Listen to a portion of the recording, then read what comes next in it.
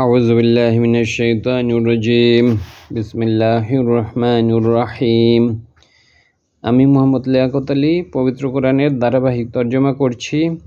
এমনভাবে তর্জমা করছি যাতে আপনারা সহজে বুঝতে পারেন। কোরআনকে আপনাদের বোঝার উপযোগী করে আমি উপস্থাপনের চেষ্টা করছি। ভিডিও ভালো লাগলে আপনারা সাবস্ক্রাইব করবেন, পরিচিত যারা আছে তাদেরকেও সাজেস্ট করবেন এবং সম্ভব হলে ভিডিওর লিঙ্ক শেয়ার করে দেবেন যারা কোরআনের বাংলা অনুবাদ শিখতে আগ্রহী। আজকে আমি সূরা আহজাবের 6 নম্বর আয়াত থেকে তর্জমা করব। এই সূরাটা হলো যে খন্দকের যুদ্ধের কাহিনী এখানে বর্ণনা আছে। পরবর্তী কয়েকটা আয়াতে আল্লাহ তাআলা এই খন্দকের যুদ্ধ সম্পর্কে আপনারা জানেন কি না? খন্দকের যুদ্ধটা সংঘটিত হয়েছিল মক্কার যত কাফের সম্প্রদায় আছে এবং মদিনার সমস্ত সম্প্রদায় একসাথে হলো। যেমন বনু কুরাইজা, বনু নাজির, তারপর হলো মক্কার কাফের, সমস্ত সম্প্রদায় একসাথে হলো এবং তারা মদিনা আক্রমণ করলো এবং এই আক্রমণের প্রেক্ষিতে এই সূরাটা নাজিল হয়েছে। তখন হলো যে এরা ছিল কাফের সম্প্রদায়ের ছিল প্রায় 10,000 এবং ঈমানদার যারা ছিল তারা ছিল 3,000। চতুর্দিক থেকে আক্রমণ করা হলো। তখন হলো ওই আক্রমণের প্রেক্ষিতে এই সূরা নাজিল হয়েছে।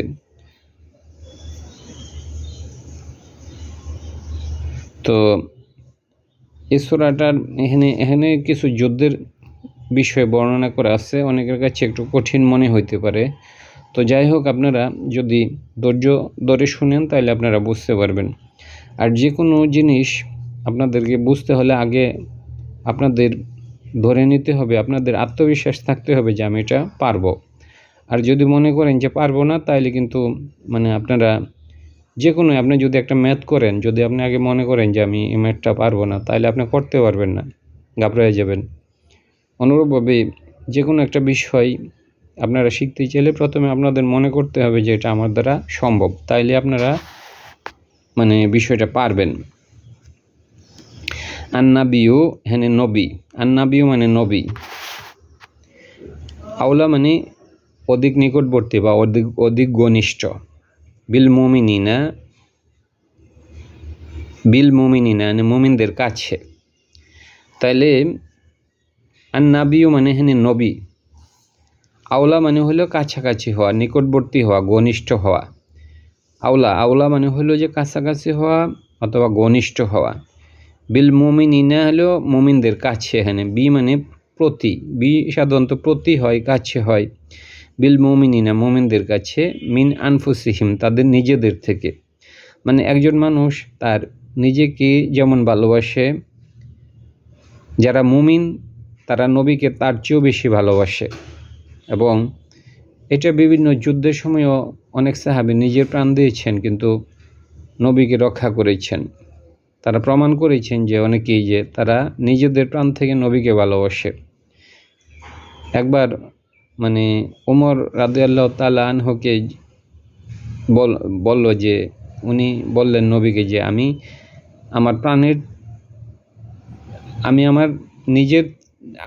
আমার সবচেয়ে বেশি ভালোবাসি নিজেকে, এরপরে আপনাকে ভালোবাসি।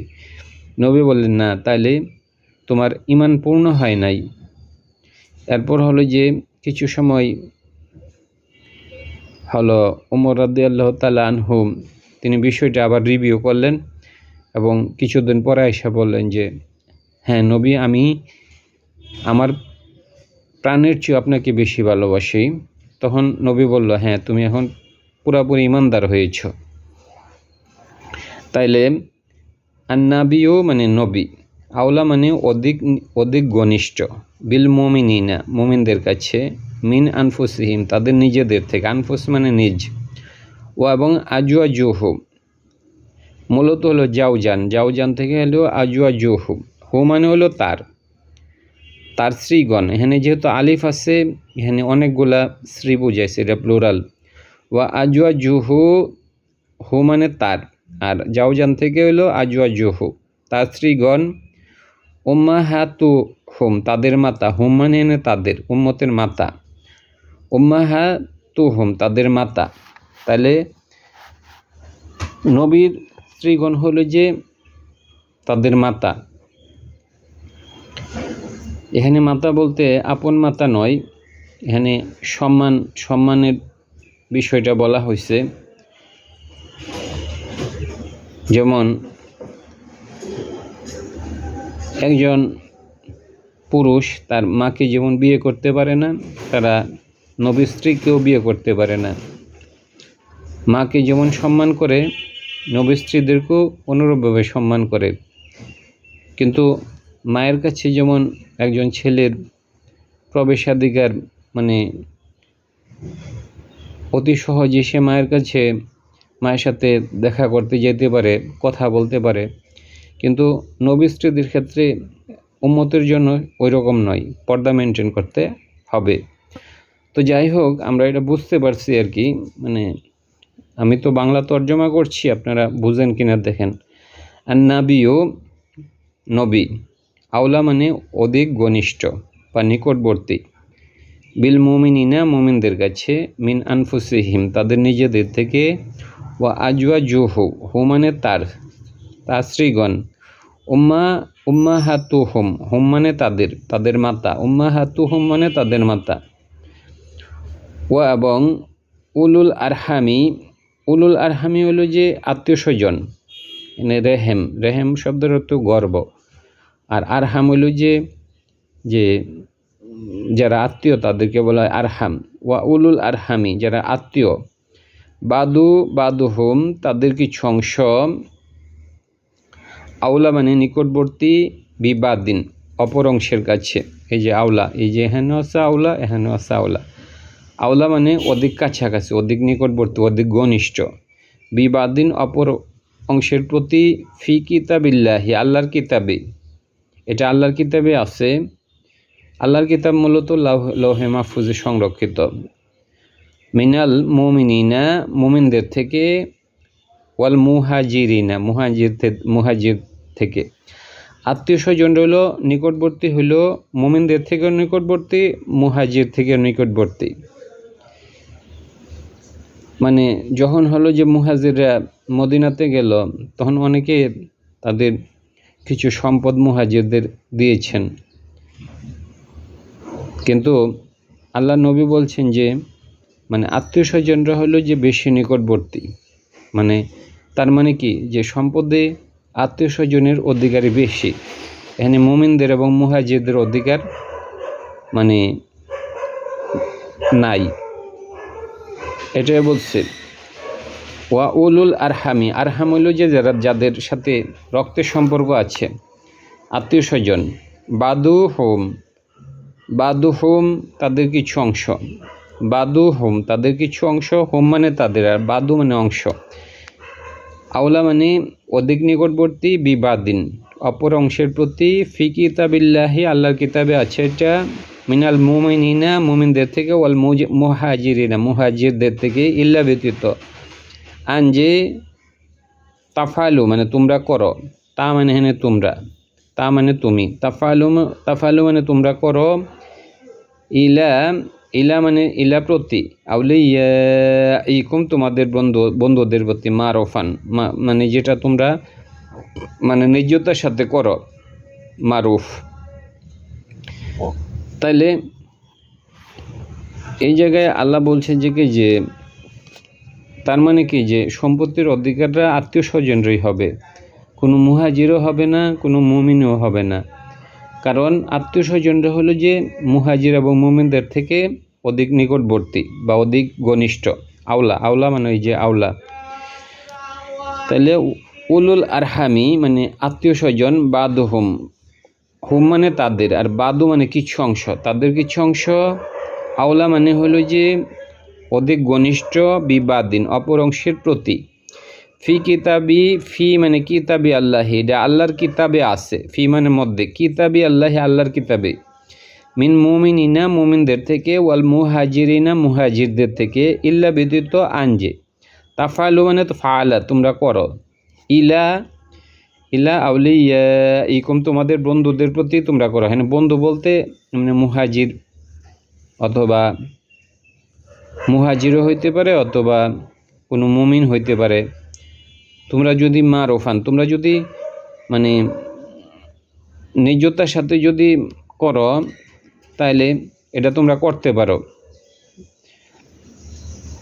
কোনো ব্যক্তি যদি মানে আত্মীয় স্বজন বাইরে যায়, যদি কোনো মুহাজিরের প্রতি যদি মানে কোনো ভালো আচরণ করে, তাইলে অথবা সে যদি তাকে কোনো কিছু দিতে চায়, এটাও সম্ভব। কানা এটা, জালিকা ওইটা, ফি কিতাবিল মাস্তুর, মাস্তুর মানে লিখিত কিতাব, কানা মানে হয়, জালিকা মানে ওইটা, ফি কিতাব কিতাবের মধ্যে, মাস্তুর লিখিত কিতাবের মধ্যে এটা আছে। লিখিত কিতাব কোথায় আছে? আমাদের কাছে যে কোরআন যেটা আছে কপি, আর লিখিত কিতাব আছে হইল যে লৌহে মাহফুজে, তাহলে ওইটা লিখিত কিতাবের মধ্যে আছে।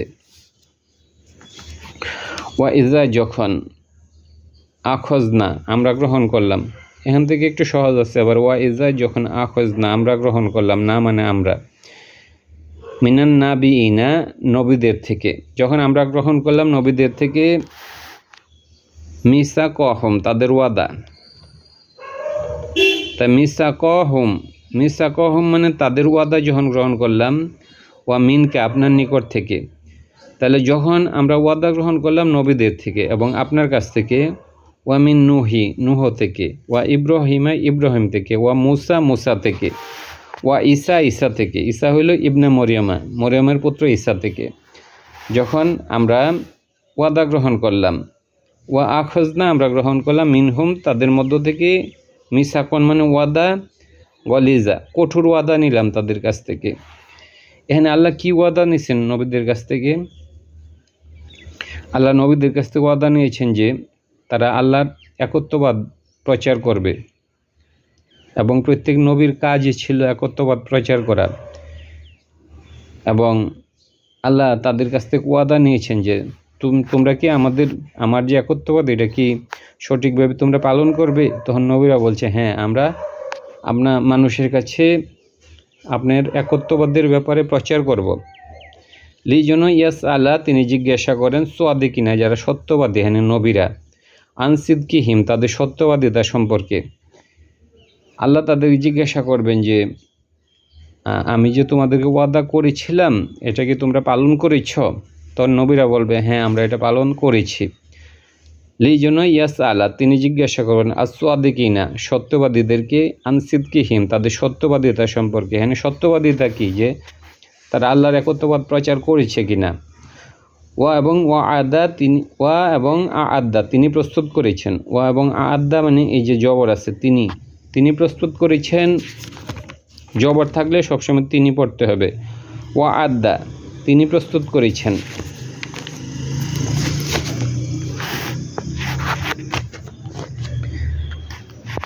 লিল কাফিরিনা কাফিরদের জন্য, আযাবান আলিমা বড় রকমের শাস্তি। আল্লাহ কাফেরদের জন্য বড় রকমের শাস্তি প্রস্তুত করেছেন। একটু আনক্লিয়ার হয়ে গেছে, আমি একটু, হ্যাঁ এবার ক্লিয়ার হয়েছে। ইয়া আইয়ু হাল্লাযিনা আমানু, হে তোমরা যারা ঈমান এনেছ, উযকুরু স্মরণ করো, এনে জিকির থেকে আছে, উযকুরু স্মরণ করো, নিয়ামত আল্লাহি আল্লাহর নিয়ামতকে, আলাইকুম তোমাদের উপর, এই যখন জাআতকুম, যা মানে সে এসেছে, এই যে এই যখন জাআত মানে সে এসেছে, এখানে যেহেতু জবর আছে, সে এসেছে কুম তোমাদের কাছে, কর্তা রইল জুনুদুন, যখন সেনাবাহিনী এসেছে, সৈন্য সামন্ত এসেছে, জুনুদ মানে সৈন্য, এটা কোরআনে বহুল প্রচলিত একটা শব্দ। তাইলে ইয়া আইয়ুহাল্লাযিনা আমানু, হে তোমরা যারা ঈমান আনছো, উযকুরু স্মরণ করো, নিয়ামাতা আল্লাহি আল্লাহর নিয়ামতকে, আলাইকুম তোমাদের উপর, এই যখন জাআত সে এসেছে, সে বলতে জুনুদুন সৈন্য এসেছে তোমাদের কাছে। এখানে ফা আরসালনা আমরা প্রেরণ করলাম, আলাইহিম তাদের কাছে, রিহান বায়ুকে। এখানে আল্লাহ সূরা আহজাবের যে এই সূরা খন্দকের যুদ্ধের বর্ণনা দিচ্ছে, যখন তাদের কাছে সৈন্য আসলো, মানে চতুর্দিক থেকে যখন কাফের সম্প্রদায় মদিনা আক্রমণ করলো, ফা আরসালনা আমরা প্রেরণ করলাম আলাইহিম তাদের কাছে রিহান বায়ু। তখন হলো মানে মুসলমানরা অতিষ্ঠ হয়ে গেল যে আল্লাহর কেন সাহায্য আসতেছে না, চতুর্দিক থেকে তাদেরকে আক্রমণ করা হইল, তারা 10,000 সৈন্য এবং মুসলিমরা হইল যে মাত্র 3,000 সৈন্য, তারা কীভাবে ট্যাকেল দিবে। তখন আল্লাহ বলছে যে পারসালনা আমরা প্রেরণ করলাম আলাইহিম তাদের কাছে রিহান বায়ু, আল্লাহ জোরো বায়ু দিছে। মদিনার মানে মদিনার ফ্রন্ট সাইড থেকে আক্রমণ করলো কুরাইশরা, পিছন দিক থেকে কুরাইজা সম্প্রদায়ের আক্রমণ করলো। এই অবস্থায় আল্লাহ মানে জোরো বায়ু পাঠাইলেন এবং তাদের যে তাঁবু টাবু সব ছিঁড়ে একদম টুকরা টুকরা করে ফেলাইলো তাদের, এবং সাথে হলো যে ঠান্ডা বায়ু আসলো। তাহলে ফা অথবা আরসালনা আমরা প্রেরণ করলাম আলাইহিম তাদের কাছে রিহান বায়ু, ওয়া এবং জুনুদান সৈন্য, লামনা তারাউনাহা তোমরা তা দেখো না, এবং আমি সৈন্য পাঠাইলাম যে সৈন্য তোমরা দেখাও না। এখানে আল্লাহ ফেরেশতা পাঠাইছে।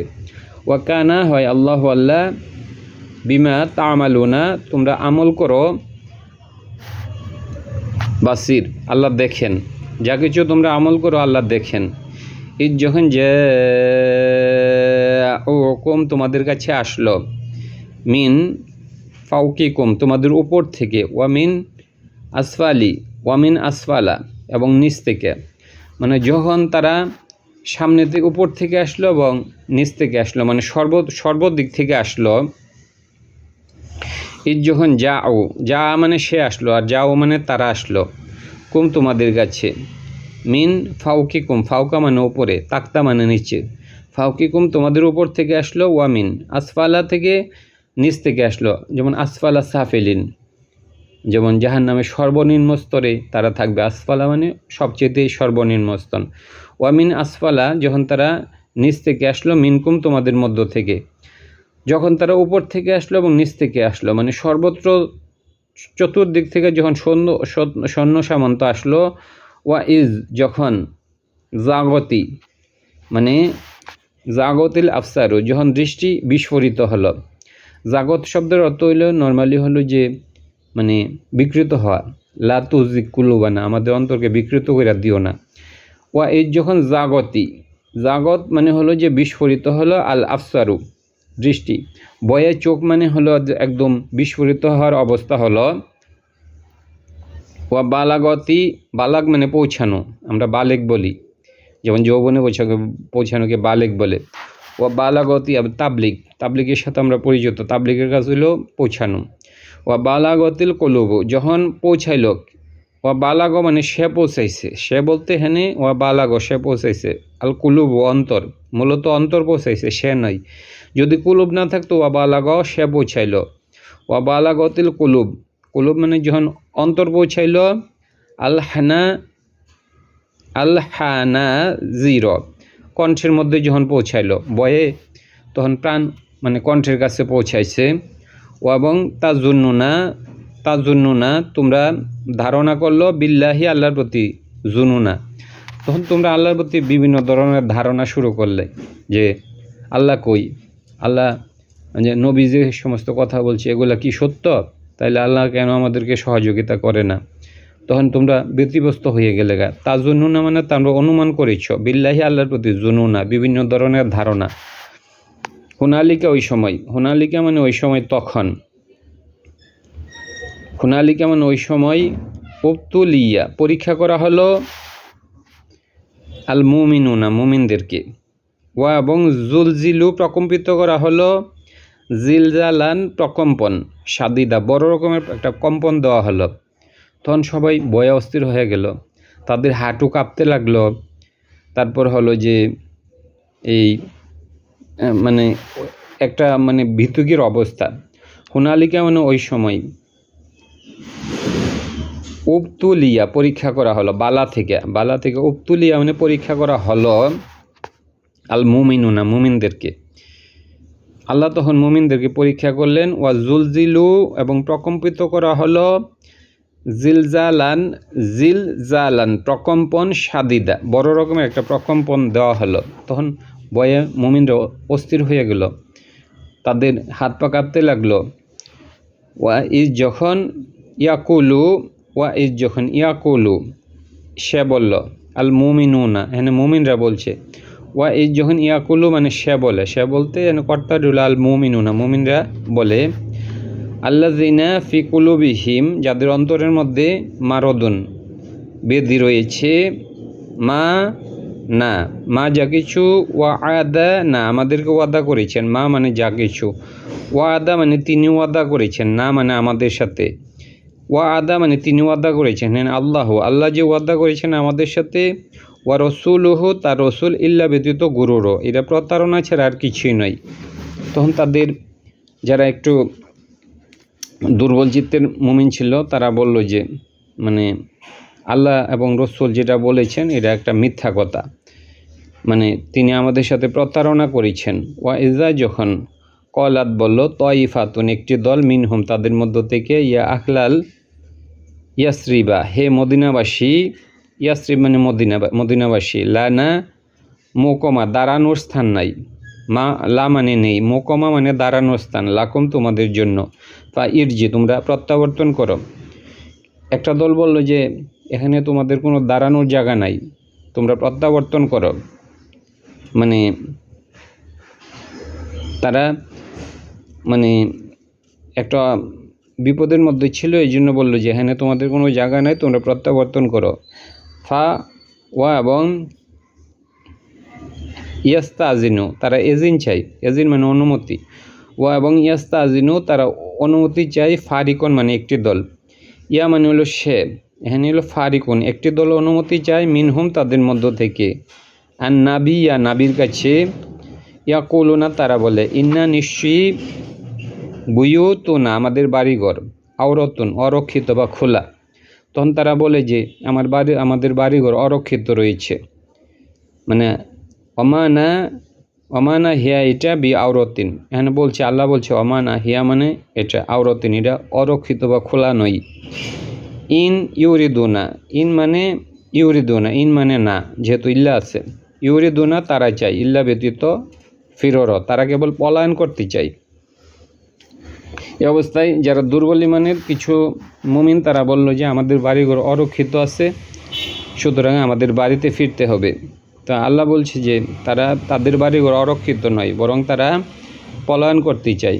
ওয়াল্লাহ যদি দুখিলাত প্রবেশ করানো হয়েছে, আলাইহিম তাদের উপর, মিন আকতুয়ারি চতুর্দিক থেকে, তার চতুর্দিক থেকে, আকতুয়ারিহা ওয়ালাউ যদি, দুখিলাত মানে প্রবেশ করানো হয়েছে, আলাইহিম তাদের উপর, মিন হইতে, আকতুয়ারিহা তার চতুর্দিক থেকে, মানে শত্রুরা যদি তাদের চতুর্দিক থেকে প্রবেশ করে, সুম্মা অতঃপর সুইলু তারা জিজ্ঞাসা করে, আল ফিতনাতা মানে পরীক্ষা, তখন যদি তারা পরীক্ষার কথা বলে, তারা যদি বলে যে তোমরা ইয়া করো, শিরক করো, বা এই রাস্তা থেকে সরে আসো, মুহাম্মদের রাস্তা থেকে, সুইল মানে জিজ্ঞাসা করি যে আল ফিতনাতা পরীক্ষা,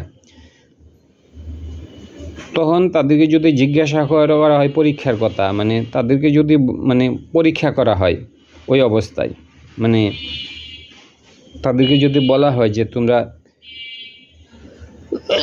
ধর্মের পথ থেকে সরে আসো, মুহাম্মদের পথ ঠিক নয় এবং শিরক করো, লা অবশ্যই আতাও হা, লা মানে অবশ্যই, আতাও তারা আসবে, হা মানে তার প্রতি, অমানা তালাব্বাসু তারা অবস্থান করবে, বিহা তার প্রতি, ইল্লা ইয়াসির অল্প সময় ছাড়া, মানে তারা মুহূর্তেই তার প্রতি চলে আসবে, মানে ওই শিরকের প্রতি চলে আসবে। বা অমা মানে না, তালাব্বাসু মানে তারা অবস্থান করবে না, বিহা তার প্রতি, তারা অবস্থান করবে না তার প্রতি, ইল্লা ব্যতীত ইয়াসির অল্প সময় ছাড়া, মানে তারা এটাকে কবুল করে নেবে। ও লাকদ অবশ্যই, কানু তারা ছিল,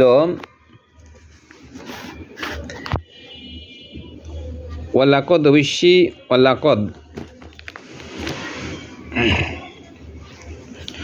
লাকদ মানে অবশ্যই, কানু আহাদু তারা ওয়াদা করেছিল, আহাদু মানে তারা ওয়াদা করেছিল, আল্লাহ মানে আল্লাহকে, মিন কবল ইতিপূর্বে, লা মানে না, ইউ ওয়াল্লু না, ওয়াল্লা মানে মুখ ফিরানো, মানে তারা মুখ ফিরাবে না, আল আদবারু তারা তাদের পৃষ্ঠ প্রদর্শন করবে না, দুবুর মানে হলো শরীরের পিছু অংশ, আর লা মানে না, ইউ ওয়াল্লু তারা দেখাবে না, আল আদবারু মানে হলো তাদের পৃষ্ঠ, মানে তারা মুখ ফিরাবে না। এর আগে যখন এই যুদ্ধ সংঘটিত হইল তখন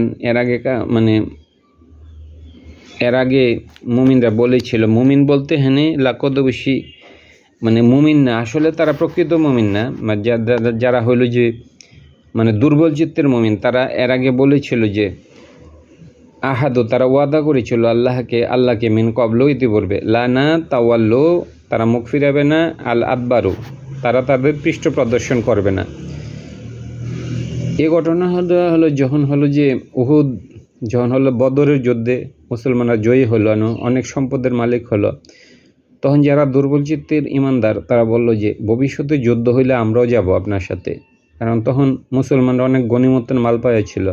তখন তারা বলছিল যে আমরা নবীজিকে বলছিল পরবর্তীতে যুদ্ধ হইলে আপনার সাথে থাকব, এটাই বলছে। তারা ওয়াদা করেছিল আল্লাহকে মিন কবল ইতিপূর্বে, লা না ইউআল্লু তারা মুখ ফিরাবে না, লা ইউআল্লু আদবারও তারা পৃষ্ঠ প্রদর্শন করবে না, ওয়াকানা হয় আহদা আল্লাহর ওয়াদা মাসউলা যেটা জিজ্ঞাসা করা হবে, সুয়াল আল্লাহর ওয়াদা সম্পর্কে জিজ্ঞাসা করা হবে, এটা পরকালে আল্লাহ জিজ্ঞাসা করবেন এবং যুদ্ধে বিজয়ী হলে নবীও তাদেরকে জিজ্ঞাসা করবেন। ধন্যবাদ।